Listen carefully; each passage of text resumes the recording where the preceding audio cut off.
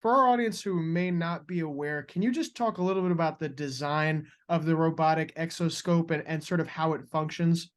Yeah, so an exoscope is essentially it's a high fidelity camera with a light source that is attached to a robotic arm, and that arm can be positioned throughout a surgical field in order to provide magnification illumination.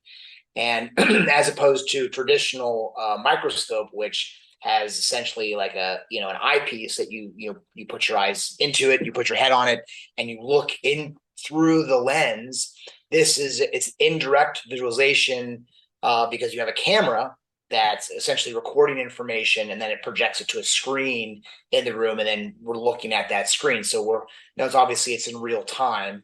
And so we're operating essentially with our hands in a surgical field, but looking at a screen, essentially just a couple feet away. How would you describe the functionality and the use of it? Can sort of any neurosurgeon feel comfortable in sort of picking it up and learning it on the fly, or is there sort of a nuance to it?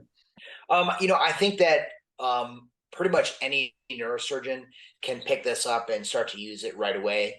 As part of our training, we have other similar instruments. One of which we call an endoscope, which is basically it's a light camera and a source, but we typically put it inside the patient either through a nasal cavity or he has some other kind of use. And so we kind of already have that workflow and some of those haptics in our mind already, where we can essentially do things with our hands, but look at a screen away from the surgical field.